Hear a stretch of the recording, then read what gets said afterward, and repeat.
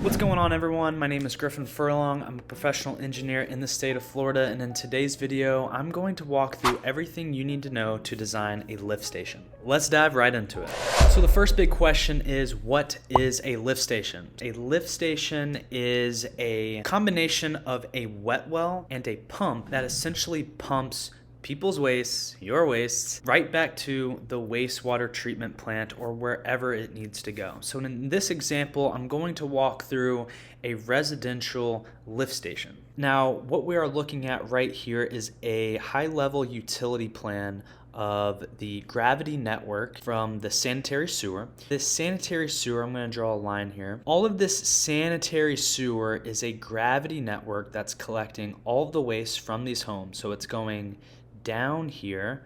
Let me show that. All of this sanitary sewer in our plan and profiles is going down to this lift station. Now, this gravity network is composed of manholes and sanitary sewer pipes. But this video is not about diving into the gravity network. This video is about the lift station. So all of this waste enters the lift station, and this lift station again is composed of a wet well and a force main pipe that's connected to a pump. And what this does is once the water or waste reaches a certain level in the wet well, the pump triggers on and pumps out the waste to where it needs to go. Now, if we were going to look at an example here, maybe let's look at a detail. This pictorial here on the left is what you can picture, looking at a plan view. So if we're actually looking at it on plan view, like we're on a bird's eye view of it, we have here the actual wet well. We got the diameter of the wet well. It's just a big concrete well. All the way underneath here is the actual pumps and the force main assembly. You got some different valves. I'm not going to really be going into detail about those, but that is what makes up a lift station, guys.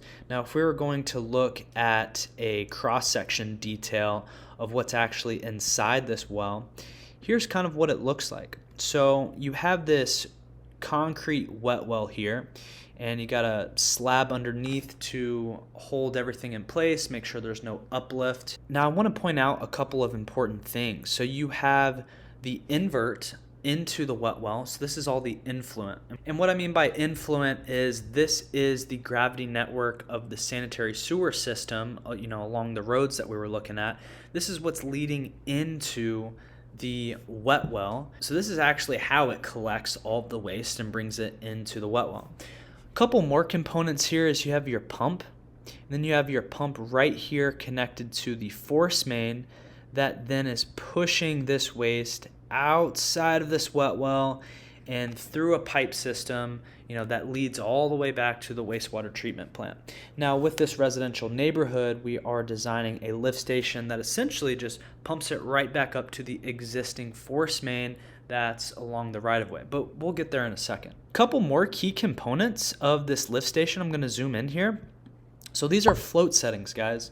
These are floats. So these float settings are designed to tell the pump when to turn on, because as waste starts collecting in this system, there's going to be certain levels that actually turn these floats. It turns the switch on and that pump actually begins to turn on. Now, with this example, this is actually called a duplex pump station. Now, what a duplex pump station means is that there are two pumps in this wet well. Now, this doesn't mean that both pumps actually kick on. There are two pumps in this system really to alternate so that pumps don't burn out. Also, the other pump can serve as an emergency pump if this water level gets too high. So if your water level actually starts getting too high, there is an emergency float that kicks on, and it actually sends out a loud alarm, and the maintenance people have to come and they got to figure it out. So now that you all have a basic understanding of what a lift station looks like and what some of the main components are, I do want to bring up just one more thing. This invert elevation of the gravity sanitary sewer network really plays a role into the depth of this wet well, because the deeper and deeper that you get with this gravity sanitary network, the deeper your wet well. Now, always check your municipality, because your municipality, aka your city or county, a lot of times they have requirements on how deep your wet well can be. Now, how do you go about solving that issue if you end up having a very deep wet well? Well, you got to get creative. And this is where I go back to our master utility plan here. So, we're going to talk about the strategic placement of these wet wells, right? So typically a wet well is always placed at a low point because the low point makes sense. It's easier to gravity to a lower point versus going uphill. And what I mean by that is it wouldn't make much sense if this area down here, I'm going to put just like a big rectangle. If this big rectangle area was higher in elevation, it wouldn't make sense to gravity from here to a higher elevation because you're getting deeper and deeper with this gravity network, right? So when we're looking at placing a lift station, we're really trying to identify, one, what is the low point of the site, or what do we believe to be the low point of the site? Also, number two, these lift stations are pretty big, guys. I believe this lift station tract is 50 by 50 feet, so you really have to understand how that relates to your site plan. Since this is a residential neighborhood, we kind of had to sneak it in to a sweet spot here between, the lots and this wetland over here. Also, you really want to minimize the linear feet of pipe that you have. Since we have this lift station all the way down here, this has a pump with a force main that's going to be pumping all the way up, all the way through this entrance and connecting to the existing offsite force main. So, that's a lot of infrastructure and pipe that we have to place, and a lot of gate valves too, and that comes at a cost. So you're not just looking at one thing, you're looking at a multitude of different things. Okay, now since you guys have an idea about, what to look for when locating a lift station, what a lift station even looks like, and how to minimize some of the linear feet of pipe, we're going to dive into the actual design of the lift station and walk through everything that you need to know before you even start designing. So let's dive right into it. I'm going to use this handy dandy spreadsheet that I have, and the first place where I want to start off is there's going to be a certain amount of design flow that goes to this lift station. So everyone and their mom in their homes has to use the bathroom, right? And, we're trying to calculate an estimated flow that's all going to be going into this lift station. Now, every municipality has different requirements for how many gallons per day per unit, so you always have to consult your municipality. These are the typical average design flows per the county that I'm working in. So as you can see, the first thing that you have to do is come up with an average daily flow. And you come up with an average daily flow by using some numbers here from the municipality. So in this case, we have 180 units, single family units that we were looking at. So we've multiplied this 180 units by a GPD per unit. And then we come up with a total average daily flow of all these homes, which turns out to be 36,000 gallons per day. That's a lot of gallons, guys. Now, we don't just stop there because we always have to consider a peak factor. What a peak factor is a peak factor helps you have some sort of factor of safety. Instead of just one person in your home flushing the toilet, we got to assume maybe 2, 3, 4 people are in the house all flushing their toilets at the same time. When we're doing this engineering design, it's always good to allow for some sort of factor of safety. So in this case, our peak factor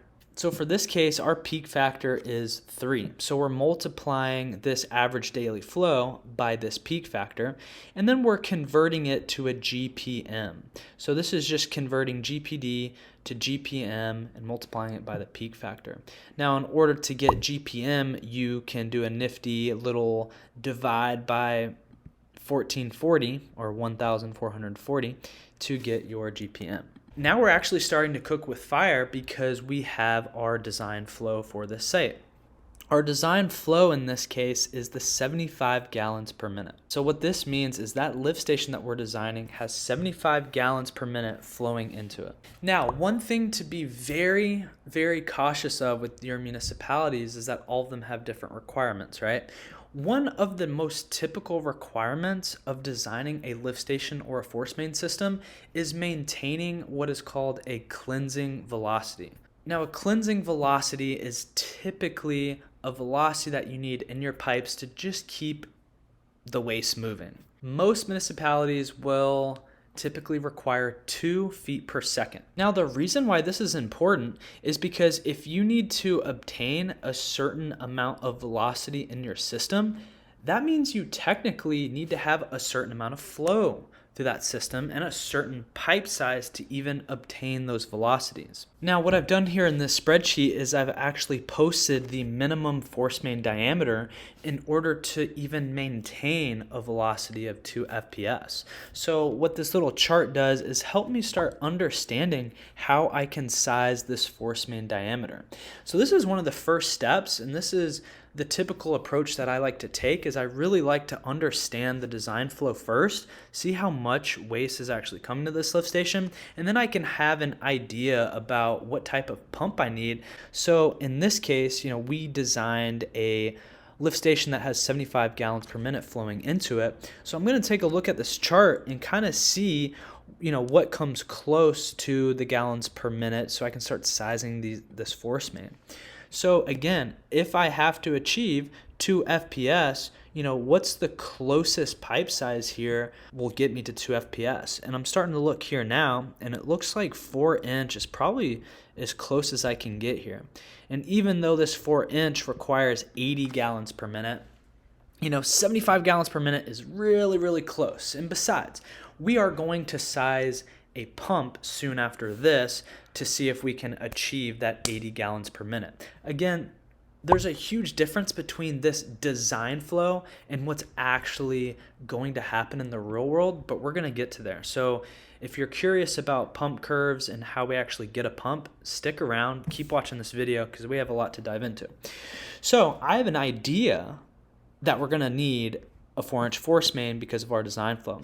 So I'm going to keep stepping through other factors that affect our design. So number one, always start with your design flow. The second thing that we're going to dive into is the total dynamic head. This is absolutely critical for you to understand so you can size a pump. I'm going to skip the wet well design for now. We're going to come back later to this. I'm really curious about the total dynamic head. So what is total dynamic head? Total dynamic head is the combination of your static head, the pressure that you're tying into in that system. There's a pressure in that existing force main that we're going to be tying into, right?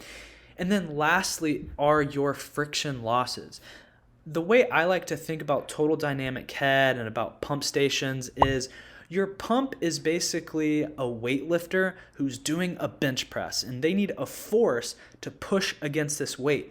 Well, what is all the weight that this bench presser is facing? Well, it's a combination, like I said, of the static head, the pressure, and all of the friction losses. So again, what is static head? Static head is that delta between your water level in that wet well pumping up all the way to the highest point in your system. So let me go back to the actual plans that we have. So when you're walking through these plans, you really need to start understanding your wet well dimensions and your wet well depth, and it goes back to us designing this gravity network. So the first thing that you kind of need to do to start understanding elevations is how deep this wet well is getting based on this gravity network. And you start with a particular cover over the top of pipe. You have a minimum slope that you have of this gravity network that again flows all the way down to this lift station. So we've arrived to a point now of having some sort of depth. So there's going to be a water level set in this wet well. The static head is the difference between that elevation and then this elevation that we're seeing here in this existing force main along this road, because that's where we're tying into. It's that difference of head. Now, the second thing that I said that we needed is the actual pressure of this force main. So we need the pressure of the force main along this roadway. Well, how the heck do you even get that? Well, if you're ever a part of a project, it's always good to reach out to the municipality or the government agency that owns this utility. they can go out and actually obtain pressures for you in order to understand the pressure range. Now, the important thing to understand is that when you get these pressure tests, there's going to be a range of pressures, right? Because not everyone is using the bathroom at the same time. It's not always, a really high pressure, and sometimes it's not always a really low pressure. There's a fluctuation of pressures. And it kind of brings me into this thought that I had is, when you're designing this lift station, nothing is absolute. You're going to have a pressure range system, and I'll show you kind of how you should model different scenarios. But not to get off track here, again, you need static head, pressure head. Now, what is the last thing? It is the third thing, and this is the friction loss of all the pipes. So when this pump is pumping, it's pumping liquid through a pipe that has friction. So what the friction losses are all the bends and all the friction actually through this pipe system that leads all the way up to the existing pipe. You need all three of these components to understand the total dynamic head. So let's go back to the spreadsheet. I'm actually going to go back up top here to this wet well design, and I'm going to start talking about some of these control elevations because they play into the static head, and I want to kind of show you how we arrive to a static head. So we determined that the influent invert of this wet well was 59.43 elevation. And again, we obtained that by studying the gravity network and arriving to some sort of depth of the invert into the wet well. Now, what's all below this is all of the different float settings and the bottom of the actual wet well. The high water alarm is the trigger alarm when the waste actually starts becoming way too high. So at this point, at least with this municipality, the high water alarm is set to the influent invert. So that's the high water alarm. Now, what are all these other ones? I kind of want to start with the all pumps off. The all pumps off elevation is the water level that's pretty much always going to be there if no waste is going to it. So it's our design when none of the pumps are triggered on. Now, what our design is compromised of is the lead pump and the lag pump. So what the lead pump is when we actually want the pump to start pumping. So how do we design these elevations? Since every county is different and every design is different, I don't want to walk into too many of the details of setting the floats and control elevations because I don't want people to get confused if they're designing in California versus Arkansas or whatever have you. But I want you guys to know one of the most important things to understand is that you have these different float settings within the wet well that are triggering the pump. So where we're going to head to is we're calculating the system curves or the total dynamic head that we need. So like I said in the beginning, we definitely need a static head. In this case, if we go down to here, the static head was derived from that water level of the pump in the wet well to where we're actually tying into.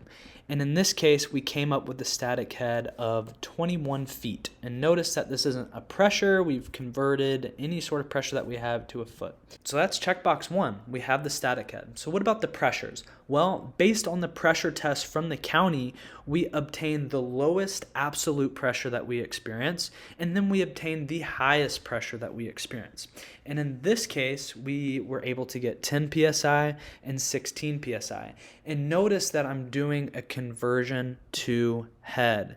In order to convert PSI to a head, you have to multiply the PSI by 2.31. I don't want it to get into the nerd math about that, but that is how you convert to a head. So guys, we're actually very close. We have our static head.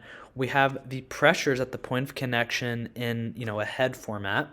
And the last but not least thing is actually calculating all of the friction head. Then we can derive to a total dynamic head. We can get what we need, send this information off to a pump supplier, and we can finally get the pump that we need to spec in our construction plans. So last but not least is the friction head. So I'm going to go to this friction loss diagram up here. What you will need to do is you will need to quantify all of the T's, the bends, the gate valves, because each of these has a certain amount of friction loss per each little component, right? And this is all based off of Hayes and Williams. I'm going to go to this data sheet here. I'm not getting into the finer details, But Hazen-Williams has a nice little equation that you use, and it's all dependent on your design flow. So once we calculate all of the head losses, there's one final thing that we need, which is the linear feet of the main. Because throughout this linear feet of the main, again, there is a friction loss associated. So now the final step is actually developing what is called a system curve. What a system curve has, it is on the x-axis is the flow. So it's the amount of flow versus the y-axis, which is the amount of total losses, or the head. So it's a function of flow and head. So what we've done here is we've added up each of the static heads and each of the pressures from the county, as well as all of the different head losses. And it's created these system loss curves here, which I can actually go to this next sheet, and we have a system curve here of the higher pressure that we're experiencing in that main, and then the lower pressure that we're experiencing. Now, the reason why I've created two different system curves, a high head and a low head, is because we want to try to size a pump that will meet both conditions and will work with both conditions.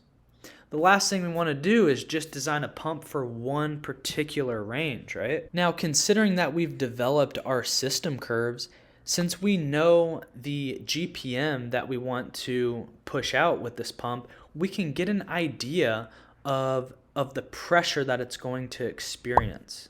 So the pressure that's going to experience is between this 50 to 100 GPM, right?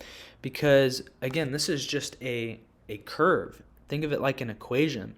So if we know that we're going to have about 80 GPM, we know that our high pressure or our high head that this pump needs to push through is between 66.9 feet to 88.7 feet. So at the highest, most absolute case, the hardest case that this bench press has to lift is between that range. And if you actually interpolate, you'll get something around, I think 76 was our design. We'll have to go to this pump curve that we spec'd, but this is how you can get an idea of the duty point of the pump.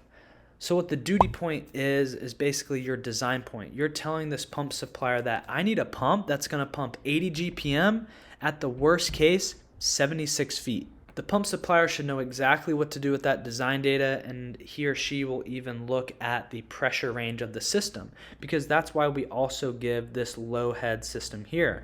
So this low head, the lowest head that it might experience, is maybe roughly 60 feet. So this pump has to be able to push 60 feet uphill. Let me actually show you guys what a pump curve might look like. So here's the example for us. This is from Pentair. It's a hydromatic pump. So what we did was we gave the system curves to the pump supplier, and we let them do kind of the dirty work, because they're more of mechanical engineers and they understand way more about pumps than we do.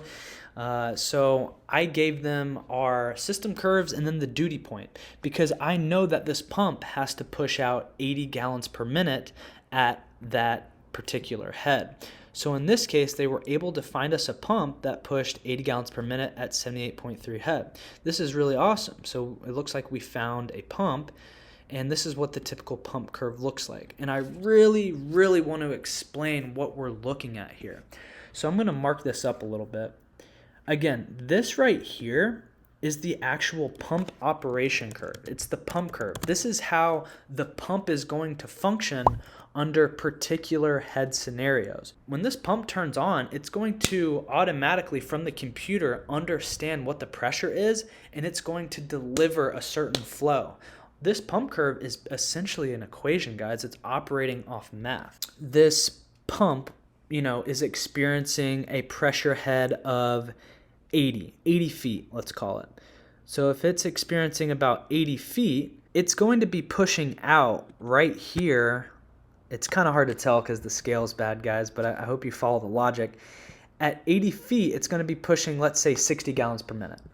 If this pump ever experiences 40 feet of head, it's going to push out that many gallons per minute, about 350 gallons per minute. And this is why it's very important understanding the pressure range.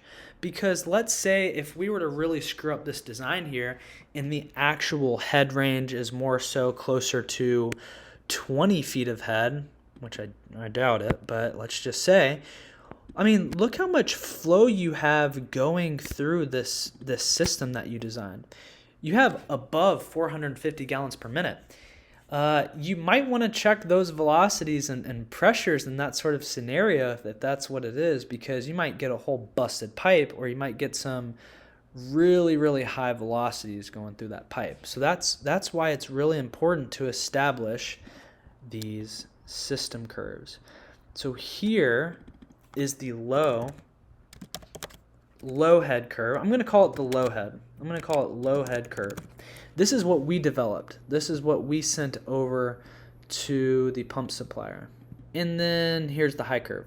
Again, we're trying to size a pump that definitely works for both of these ranges, because like I said, and just to reiterate and hit home, if we were to experience any head lower than this, that pump's going to be pumping a lot of flow. You can also check the power rating for this so you can understand how much power is actually being used for each flow. Obviously, you know, the power increases if you have to pump more. The more flow that we have to pump, the higher the horsepower. So again, just to kind of summarize here, guys, we've walked through where to locate a wet well and a lift station, the different parameters involved. We've walked through how to calculate a design flow and how to walk through to get a total dynamic head and system curves to be able to send to a pump supplier to size a pump. But now we're gonna kind of dive into just some bonus material. So if you kind of got what you needed, you can totally exit this video. But you can take this to a next level if you want and put it into a WaterCAD model. So in WaterCAD, we can put in some different elevations and analyze different pressure scenarios if we wanted to. So I'm gonna kind of show you, how I would do that. I'm gonna open up WaterCAD here. I'm not gonna dive in too far, but this is the essentials of setting up a very simple lift station. What you're going to want to do is first off set up a reservoir. You're going to set up 2 different pumps as shown, and then some junctions here, and then up to the reservoir. And now what this kind of simulates here is a very simple system. Here you have the reservoir, which think of it just as the wet well. You have the pumps, which is exactly the pumps that we just received from the pump supplier.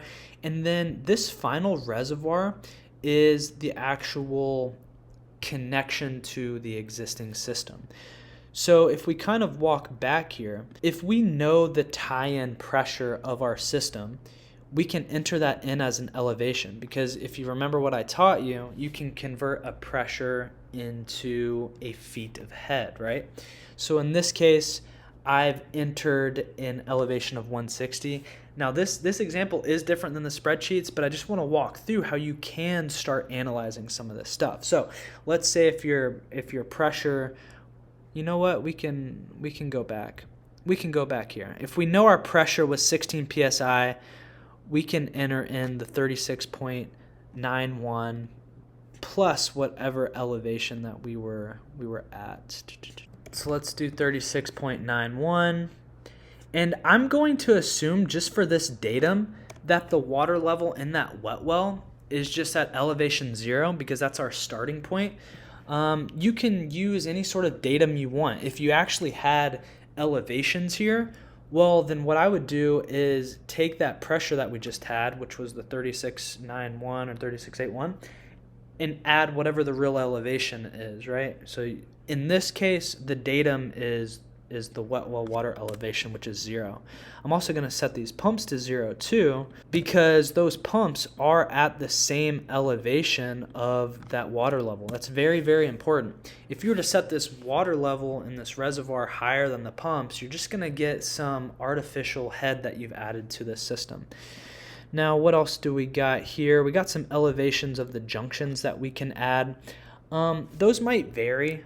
Who knows? We can put elevation 20, elevation 20. I'm just going to put some intermediate points there. But the real thing is that this system is being designed to push 37 feet up in the air, and it's actually going to calculate all the different head losses too. Last but not least, we have these pumps in here. So this pump needs a pump definition here in WaterCAD. And in order to identify the pump definition, we can go to pump definitions and we can see what we got. Now, one thing that we can do is we can enter in some of the data from what we see from this pump curve. So I'm going to enter in the 80 gallons per minute at 78.3 head because that's our design. That's our design head, right? I already forgot it. 78.3. 78.3. What else we got? We got the shutoff too. So again, we're looking at this pump curve. So at flow equals 0, I'm just going to call it 90. So at flow equals 0, you can enter in that. And again, we're just regenerating this pump curve, guys. That's all we're doing. So I hope I'm not going over anyone's head here. We're just entering some of the same information from this pump curve so we can analyze what's going on. Last but not least, we got the shutoff, which is the complete maximum. Okay, it doesn't operate under maybe 15 feet of head. I'm just going to put 15 at 500 gallons per minute. 15. So now that we got some things set up, let's kind of see what's going on here, guys. I'm going to run it. In order to run, you go to Home, Compute. Let's see what we got going. So that means that it ran. Now the first thing that I'm going to look at is the pump flex table. Let's see what this pump was pushing against. So this pump head here was just the 39.1, so it was experiencing a head of 39.13. So that means when it experienced that head, it was pumping out 341 gallons per minute. Let's make sure that that those pipes are doing well in that case. So okay, the velocities weren't that high. Oh, I guess one thing I noticed is that all these were 6-inch pipes. So let's actually go ahead and change all the pipes here because we know that we're using 4, and let's actually run this again. All right, so that velocity is starting to climb up here. It's almost above that threshold, at least for this county that we're working in. It's almost getting above that 8 FPS, but based on these conditions, this is still a pretty good system. It's not getting above the velocities that are starting to become our max, right? So again, I just wanted to show you guys, this is a way to analyze a very simple pump station in WaterCAD. A lot of times I'll take the established data, like all the spreadsheets that I use, and I'll start understanding the system in WaterCAD just to play around with the different scenarios. Now you're probably asking, like, why was that pump there? If we go back to this pump, why was it pushing against 48 feet of head? Wasn't our design the maximum case there at, I believe it was 78? I mean, we've calculated a max head of 78. Yeah, I think we might have entered in something. That's right, we didn't really enter in the right elevation, did we? I mean, that's why, guys, we didn't even enter in the max head that this is experiencing. So there's the max head that it's experiencing. It's good that I showed you guys that, because then we can go back to pump curve. So at around that pump head of 79, see, now we're getting closer to that design range. It's not exactly 80 GPM because maybe I didn't enter in the exact things right, but I'd expect that pump, since we entered in that pump curve, to pump around 80 GPM. So let's check out if the force main is reaching those velocities, and it's probably not reaching that 2 FPS because it's not 80. But this is just one thing that I wanted to walk through. This is bonus material if you're curious on how to set up these systems in WaterCAD. I can do a whole video on how to set up a master model because this isn't the only lift station that's tied into the system. There's multiple lift stations from each neighborhood, and it's really beneficial to understand how this system is working with all those lift stations. But that's all I have for today, guys. We're getting well over time. I hope you guys learned something new. Hopefully I was able to help you understand how lift stations work, how to design them, and the critical information that you need. If this video was helpful at all, please hit that like and subscribe button. It really helps me out. And if you're curious about anything else in the land development industry, comment below. I really love receiving comments and feedback from others. Hope you guys have a great day, and I will see you in the next video. Peace out.